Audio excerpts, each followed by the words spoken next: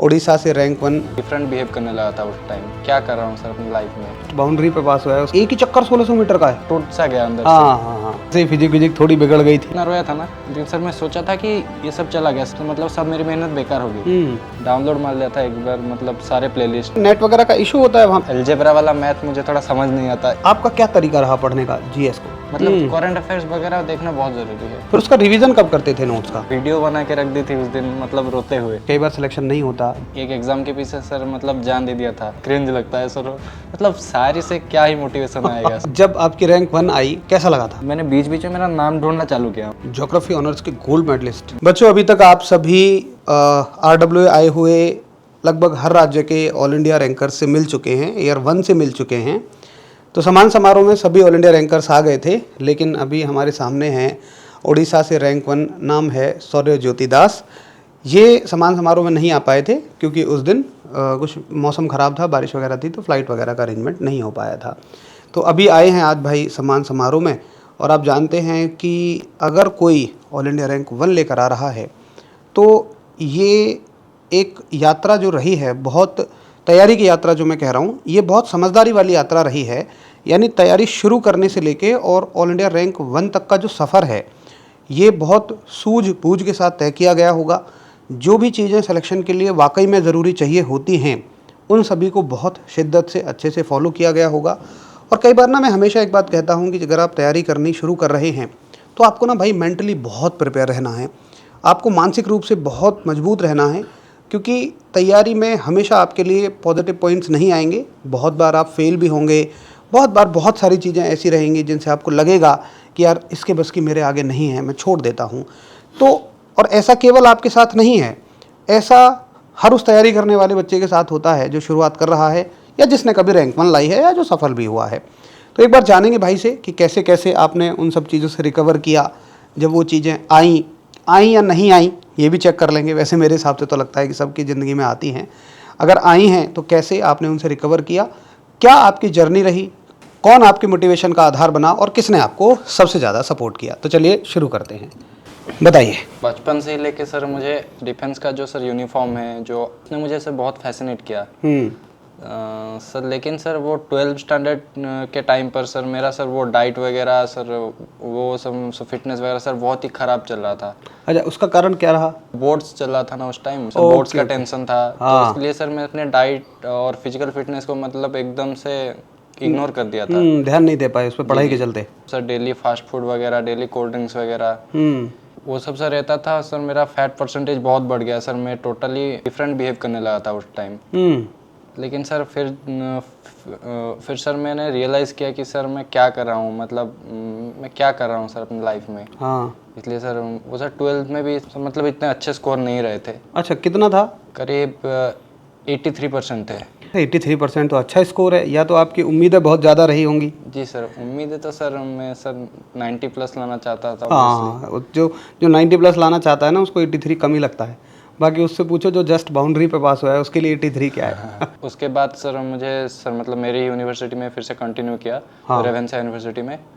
तो सर उसका sir ground है ना, वो सर एकदम परफेक्ट 1.6 मतलब उसका बाउंड मतलब वो है, सर्कल है पूरा। 1600 मीटर का चक्कर है। 1600 मीटर। और सर मैं नोटिस किया कि सर हमारे जो डिफेंस एग्जाम में भी फिजिकल का मतलब वही क्राइटेरिया रहता है 1600 मीटर। तो उसका एक पूरा एक ही चक्कर 1600 मीटर का है। बहुत बड़ा ग्राउंड नहीं होगा फिर वो? जी, बहुत ही बड़ा campus sir. Ravenshaw university sir मतलब बहुत ही पुराना सर। ओके, उड़ीसा की फेमस यूनिवर्सिटी है। जी sir, most famous university sir. बाहर से तो एडमिशन कैसे हुआ था आपका उसमें?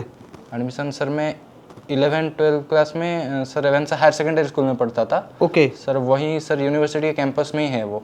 ओके सर जैसे कि सर मैंने बताया सर मेरे भाई ने ही कहा था मुझे कि यहाँ पढ़ ले, यहाँ अच्छा है। हाँ, तो तो उसमें सर एडमिशन ले लिया। तो सर जो फिजिकल फिटनेस के लिए सर वो ग्राउंड मतलब मेरे लिए बहुत हेल्प किया था। हाँ सर मैं स्टडी आवर के बाद सर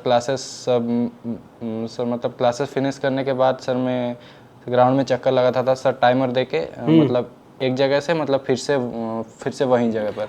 वो जो चक्कर लगाने का उद्देश्य था वो मतलब क्या था कि मैं रनिंग क्यों कर रहा हूँ मैं? सर इतने कम नंबर आने के बाद सर मतलब मैं बहुत ही मतलब फ्रस्ट्रेट हो गया था सर। हाँ। और भी एक एग्ज़ाम था सर, मैंने दिया है सर, वो रीजनल बीएड के लिए मैंने उस टाइम दिया था सर। वो मुझसे जब क्लियर नहीं हुआ सर, बहुत उम्मीदें लगाई रखी थी सर, उसके लिए सर बहुत मेहनत की थी सर। वो जब क्लियर नहीं हुआ सर, वो सर मतलब मैं सर मैंने टूट सा गया अंदर हाँ से। हाँ हाँ। तो सर मैंने सोचा कि शायद इसमें इस्तेमाल करने से शायद बहुत बेटर होगा। हाँ हाँ, वैसे ही फिजिक विजिक थोड़ी बिगड़ गई थी, तो जी लगा कि चलो भाई पहले कुछ थोड़ा सा फिजिक विजिक को सुधारा जाए। जी। Okay okay okay. तो ये कौन से सन की बात बता रहे हैं आप? अगले ही साल की बात होगी शायद। 2025 की बात बता रहे हैं? जी जी। Okay okay. आपकी 12th किस साल की है? 12 सर 2025 की है। 2025 को, मतलब लास्ट ईयर ही 12th किया था आपने? जी जी। Okay okay. अच्छा, फिर उसके बाद कैसे तैयारी करनी शुरू की, किस चीज़ की तैयारी करनी शुरू की? सर 12 के बाद सर मैंने सोचा कि सर इंटीग्रेटेड बीएड करूं, उसके लिए आप एनसीईटी एग्ज़ाम वगैरह। हाँ हाँ हाँ। सर सो मैंने RICE का एग्ज़ाम दिया था ओके ओके। सर वो सर बहुत कंपटीशन था सर, बहुत टफ था, इसलिए सर क्लियर नहीं हो पाया। अच्छा, तो फिर एयरफोर्स की तैयारी कब से शुरू की थी? एयरफोर्स की तैयारी सर मैं सर उससे पहले ही मैंने तैयारी शुरू कर दी थी सर उसके लिए सर पढ़ते टाइम भी सर इसके लिए सर फिजिकल फिटनेस के लिए मतलब सर बहुत ही मुश्किल होता था। हाँ। तो सर वो एग्ज़ाम एक बार हो गया तो सर उसका रिजल्ट आ गया। और सर मैंने जब फेल हो गया उसमें तो सर बहुत ही मतलब सर बहुत ही गुस्सा आया, क्योंकि सर बहुत ही मेहनत की थी, बहुत ही टाइम दिया था उस एग्ज़ाम के लिए। हाँ। और सर एक बात अगर मैं सच में बोलूँ तो सर उसी एग्ज़ाम में सर इतना मेहनत किया था ना, तो सर वो क्लियर नहीं हुआ, तो सर उसके लिए मैं जितना रोया था ना, लेकिन सर मैं सोचा था कि ये सब चला गया सर सब मतलब सब मेरी मेहनत बेकार हो गई। लेकिन सर जब एयरफोर्स का एग्ज़ाम हुआ हाँ। तो सर मैंने देखा कि सर वही मेहनत सर यहाँ पर काम आ गई मेरे। हाँ, वहाँ से आपके बेसिक तैयार हो गए पूरे? जी जी जी। पूरा बेस क्लियर हो गया था? मतलब बेस क्लियर हो गया था। Very good very good very good. Sir मतलब उसके बाद सर मुझे भगवान पे यकीन हो गया कि सर कि सर कि मेहनत रंग लाती है। जी जी जी। मेहनत कभी मतलब बेकार नहीं जाती। बेकार नहीं जाती है, बहुत बढ़िया। तो वहाँ की मेहनत आपकी यहाँ पे काम आ गई थी। आपका अगर मैं सही हूँ तो ये वाला इनटेक रहा होगा, सितंबर में एग्ज़ाम दिया होगा ना आपने इसका? पिछले साल जी जुलाई में फॉर्म आए थे, पिछले साल सितंबर में आपने एग्ज़ाम दिया था, राइट? तो जैसे आपका जब जुलाई में फॉर्म आए तो इसके लिए अलग से कोई तैयारी नहीं की थी कैसी भी? जी सर, बस फिजिकल की तैयारी की थी मैं कहूँगा। रिटर्न एग्जाम की कोई तैयारी नहीं की थी इसकी?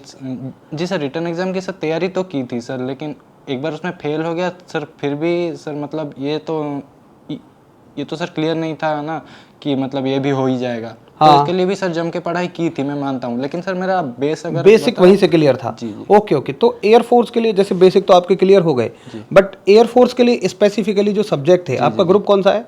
वाई ग्रुप है। तो वाई ग्रुप में जैसे मैथ्स आया होगा, रीजनिंग आई होगी, जीएस आई होगी। तो एयरफोर्स वाले सब्जेक्ट की कैसे तैयारी की थी, कहाँ से तैयारी शुरू की थी, ये बताओ वाले सब्जेक्ट की सर मैं आपको बताया था कि सर मैं ऑनलाइन से ज़्यादा पढ़ाई करता था। हाँ। इसलिए सर मैं क्लास सर मतलब फिनिश करके सर मैं घर जाके सर मैं पढ़ता था। जब सर मैं ज़्यादातर ऑनलाइन ही पढ़ाई करता था। हाँ। तो सर मैंने सर देखा कि सर बहुत सारे चैनल आ रहे थे सर, इसलिए सर मैं सब में सर थोड़ा थोड़ा सर मतलब ट्राई करता था। हाँ।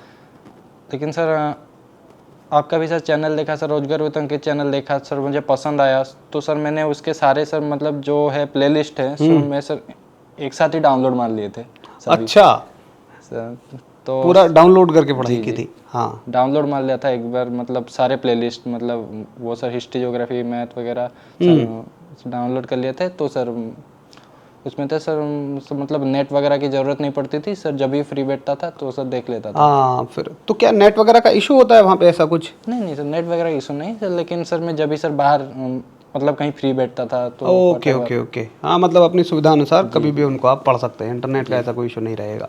बहुत ही बढ़िया। तो एक एक सब्जेक्ट का थोड़ा बताओ, जैसे मैथ्स की तैयारी कैसे की, थोड़ा सा स्पेसिफिकली क्या आपको मुश्किलें आई मैथ्स में? जी सर, मैथ में तो सर मेरा बचपन से ही मैं वीक हूँ सर, वो क्योंकि सर वो अलजेब्रा वाला मैथ मुझे थोड़ा समझ नहीं आता, ये बात सच है। लेकिन सर वो जो है ना सर, जो रीजनिंग एंड जो वो जो सर आगा के अंदर जो सब आता है सर, वो सब मेरा सर बचपन से ही मतलब ठीक ठाक है। तो सर उसकी प्रिपरेशन मैंने की सर, वो सर मुझे बहुत ही अच्छे लगते थे वो सर, मतलब वो सारे सब्जेक्ट, मतलब जो सर गवर्नमेंट एग्जाम के जो सब सब्जेक्ट है ना, तो वो सर मुझे बहुत ही अच्छे लगते थे।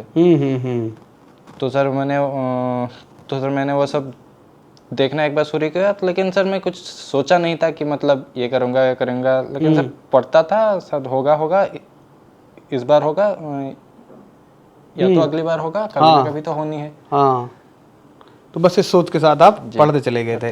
अच्छा, जैसे चलो रीजनिंग तो हो गया आपका, बट जैसे जीएस जो है ना, ये तो बच्चों को बड़ा परेशान करता है। आपका क्या तरीका रहा पढ़ने का जीएस को?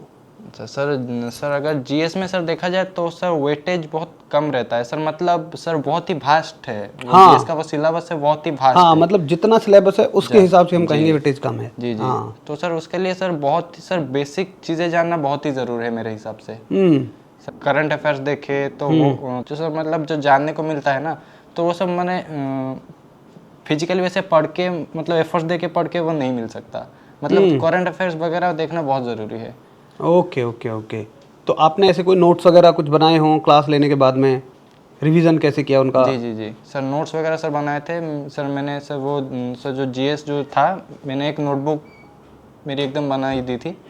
तो उसमें सर मैं जो मैं याद रख पाता था तो सर वो तो मैं याद रख लेता था, लेकिन सर जो भी मुझे इम्पोर्टेंट लगता था और सर मैंने अगर मैं सोचता था कि ये मुझे याद नहीं रहेगा, ओके, तो उसके मैं नोट बना लेता था। नोट्स बना लेते थे उसके।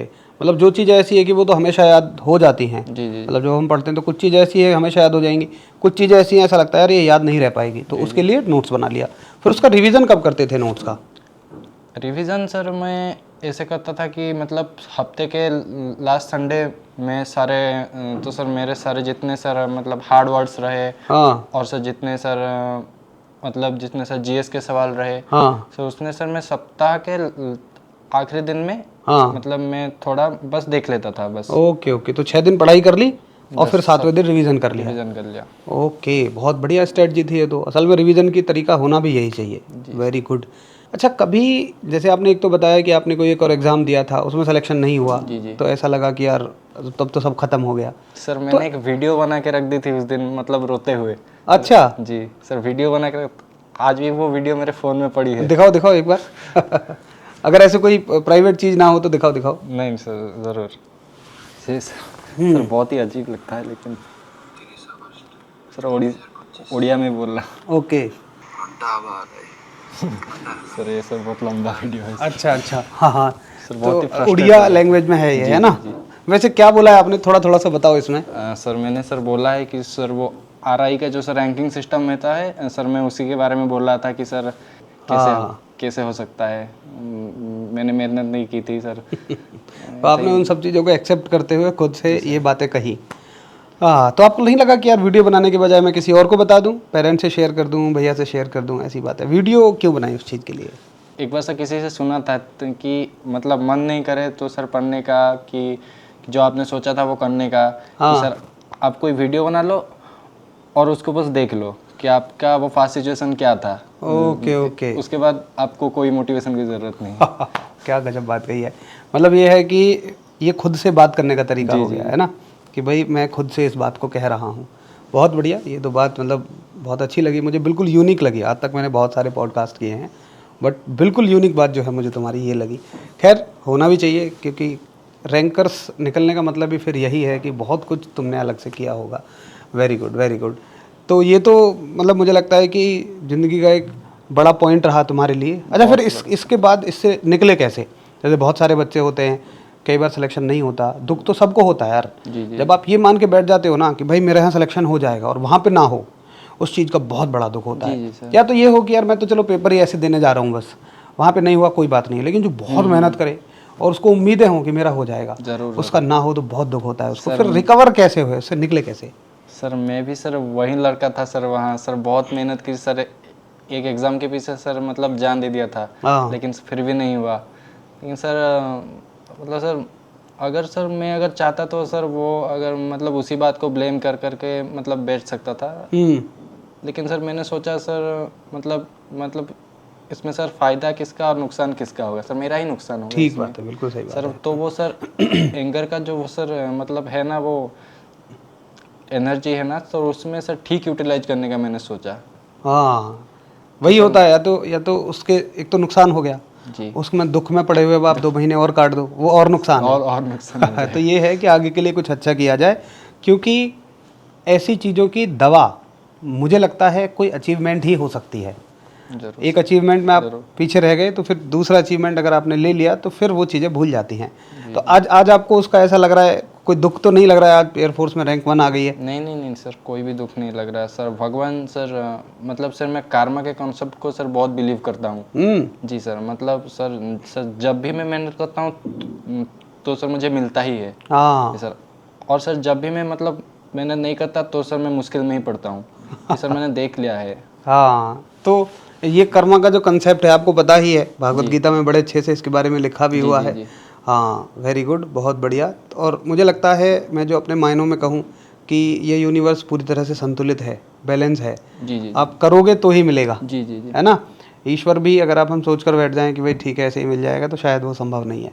हाँ, इतना जरूर है कि जब आप करोगे तो ईश्वर को भी लगता होगा यार ये मेहनती हैं, तो इनके लिए थोड़े से मैं और सुविधाएं दे दूँ, रास्ते आसान कर दूँ। बहुत बढ़िया। आप तो मतलब बिल्कुल प्रैक्टिकल बातें हैं आपकी, व्यवहारिक बातें हैं। जी सर। ऐसे कभी नहीं हुआ कि कभी डिमोटिवेट हो गए तो शायरी सुन लूँ, उससे मोटिवेशन आ गया? नहीं सर, वैसे तो सर वो सब sir to be honest sir वो सब मुझे थोड़ा मतलब क्रिंज लगता है सर। मतलब शायरी से क्या ही मोटिवेशन आएगा सर, मतलब एक्सटर्नल मोटिवेशन होता है वो सब। हाँ, बिल्कुल सही बात है। कई बार तो हमें याद भी नहीं रहता कि 4 दिन पहले कौन सी शायरी सुनी जी थी। जी। उस शायरी को सुन के उस पल जब हम मोटिवेट हुए होंगे मोटिवेट। तो 8 दिन बाद भूल जाएंगे कि कौन सी शायरी थी, तो उसका मोटिवेशन तो कैसे ही बना रहेगा। तो आपको क्या लगता है कि कैसे मोटिवेट रहा जाए? मतलब मैं मानता हूँ ना, शायद स्टूडेंट्स मोटिवेशन का मतलब ऐसा समझते हैं कि कुछ सुन के बिल्कुल नहीं कुछ। मतलब वो आईएएस की गाड़ी वगैरह देख लिया, आईएएस उसके पीछे वो बैकग्राउंड म्यूजिक लगा है, वो हाँ सब हाँ लड़के मतलब आईएएस के लिए मोटिवेट। हाँ। तो मोटिवेशन का मतलब वो समझते हैं कि जैसे ही कोई 4 लाइनों की शायरी सुने, कुछ देखें तो ऐसा लगे कि अब मैं तो सब कुछ भाई कर दूंगा। लेकिन मोटिवेशन का मतलब जो मैं समझता हूँ वो ये है कि आपने कोई एक टारगेट लिया हुआ है। मान लो कि भाई मुझे एयरफोर्स रैंक 1 लानी है, तो आज आप यहाँ हैं और मान लो एयरफोर्स रैंक 1 तक का सफ़र 6 महीने का है, तो बीच में बहुत सारे डाउन्स आएंगे। अब उसमें तो कोई दिक्कत नहीं है, लेकिन जब डाउन्स आएंगे आपका मन करेगा कि यार मैं इस चीज़ को ना छोड़ देता हूँ। तब कौन सी वो वजह होगी जो आपको ये करने के कहने के लिए प्रेरित होगी कि नहीं यार तू कर ले इसको? और उस टाइम पे कोई शायरी सुनाने वाला तो होगा नहीं, कोई और मोटिवेट करने वाला तो होगा नहीं, तो खुद से कौन सी ऐसी वजह होगी? मैं उसी को मोटिवेशन मानता हूँ। तो आपके लिए कौन सी वजह रही वो? सर मेरे लिए सर ये वजह थी सर, बस एक ही सर वजह थी सर। मैं सोचता था सर वो रनिंग करते टाइम भी सर पहला पहला सर मेरा मतलब बिल्कुल नहीं हो पा रहा था सर। मैं मतलब बहुत ही जल्दी थक जाता था सर, बहुत ही मतलब आपको मैंने बताया था कि सर मैं +2 में सर वो 12th क्लास में मेरी कैसी हालत थी। हाँ, तो कितना वेट कर लिया था तब आपने अपना लगभग?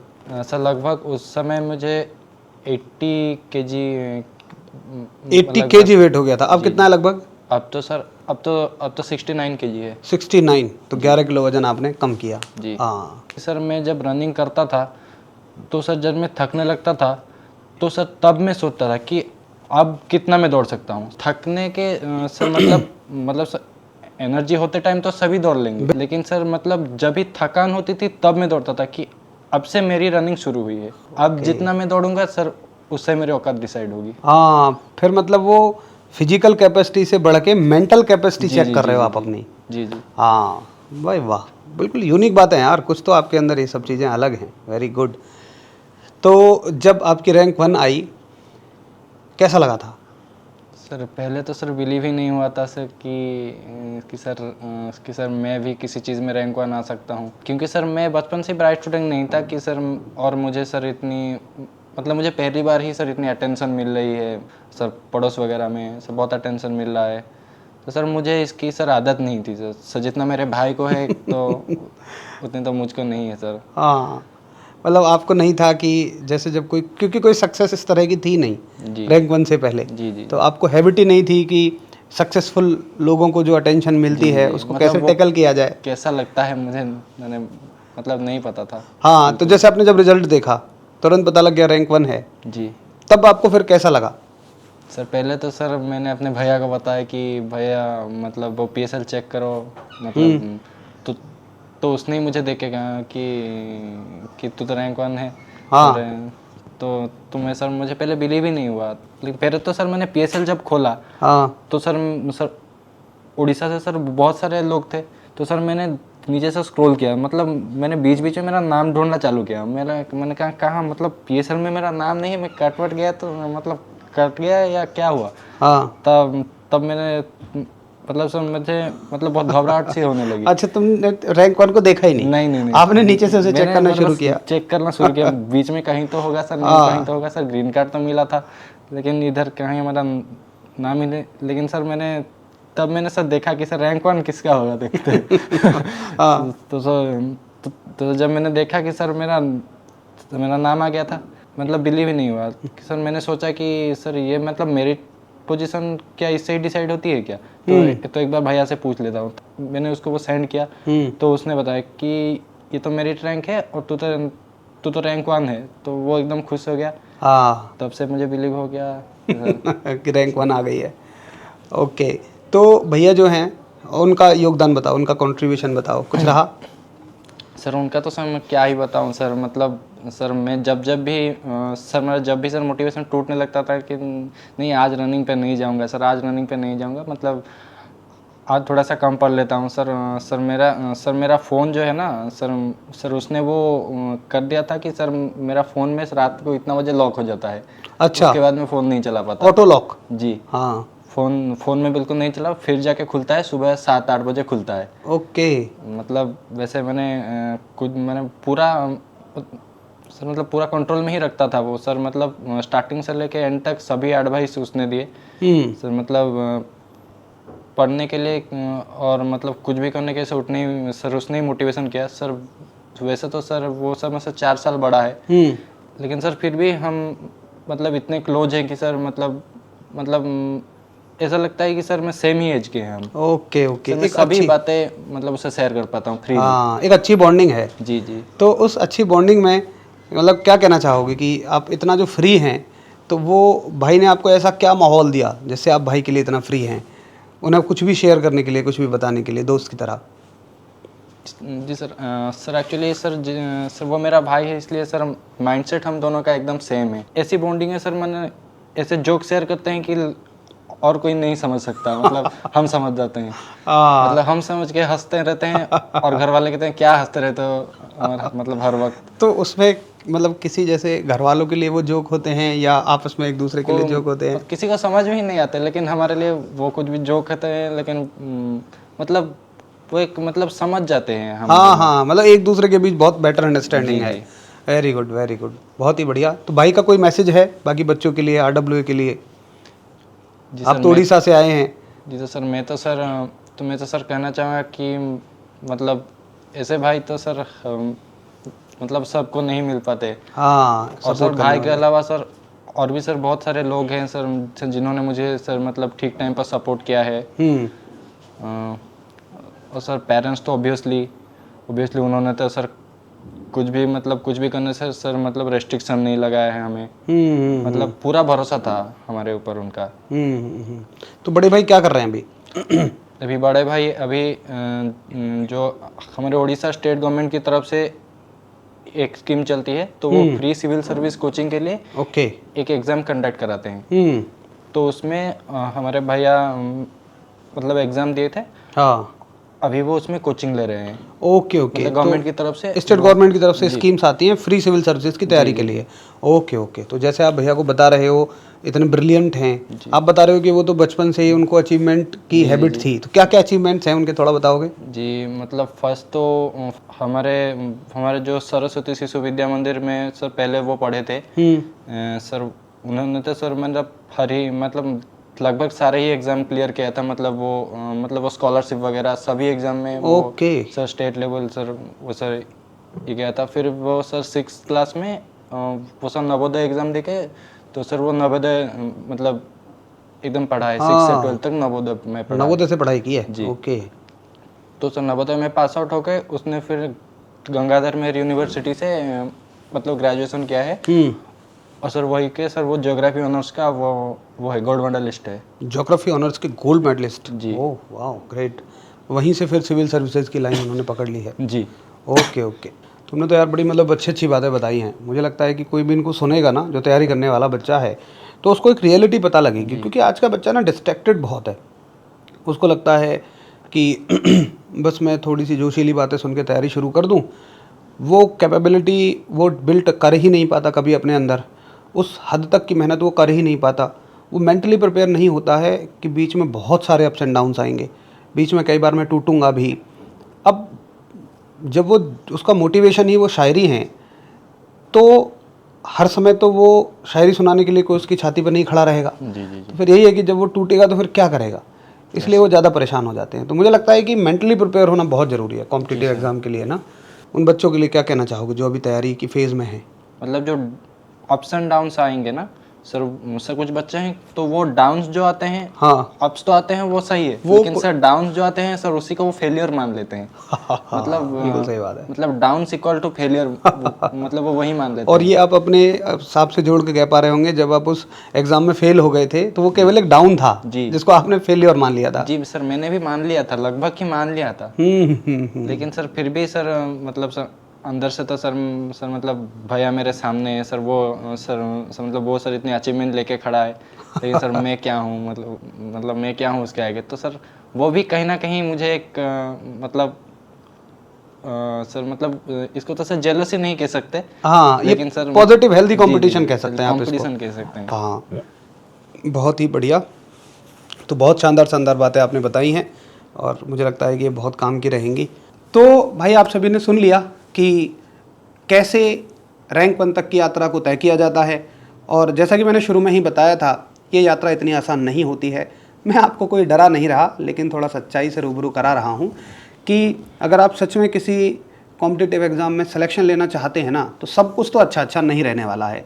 और अगर सब कुछ अच्छा अच्छा चल रहा है आपके जीवन में तैयारी करते समय, तो मान लीजिए शायद आप सही रास्ते पर नहीं हैं, क्योंकि मंजिलों तक का रास्ता बहुत बड़ी मुश्किलें भी आएंगी, समस्याएं भी आएंगी, आप मेंटली डिस्टर्ब भी हो जाएंगे।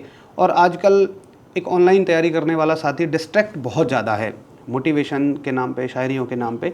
तो मेरी ये सजेशन व्यक्तिगत आपको रहेगी कि थोड़ा व्यवहारिक बने, प्रैक्टिकल बने, और कहाँ कैसे मोटिवेशन आपको लेकर के आना है, ये बात भी अब तक के आप इस चर्चा में समझ गए होंगे। तो एक थैंक यू तो भाई के लिए बनता है। कमेंट सेक्शन में आप सभी एक थैंक यू ज़रूर बोलेंगे, क्योंकि भाई की बहुत सारी बातों ने प्रेरित किया होगा और आपको ना दिखा होगा कि भाई की बातों में ना एक जेन्युइननेस है, एक प्रैक्टिकलिटी है, और एक एस्पायरेंट के लिए वाकई मैं कहूँ तो जो सफल होने वाला है उसके लिए ये गुण तो बहुत ज़्यादा ज़रूरी है। तो एक बार भाई के लिए थैंक यू ज़रूर बनता है। कमेंट सेक्शन में एक थैंक यू ज़रूर बोलेंगे। ये आपको कैसा लगा बताएंगे। नमस्कार, जय हिंद।